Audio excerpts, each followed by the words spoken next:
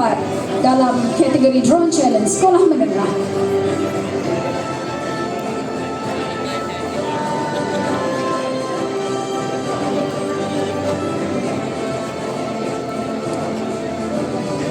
Naib Johan untuk acara Drone Challenge Sekolah Menengah telah dimenangi oleh SMK Session 10 Kota Damansara dari daerah Petaling Utama.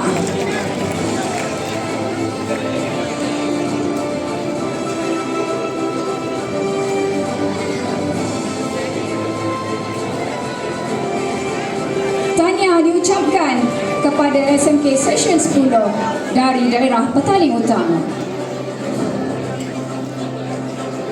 Kini tibalah Johan untuk acara Drone Challenge kategori Sekolah Menengah telah dinobatkan kepada SMK Taman Desa Minium dari daerah Petaling Perdana.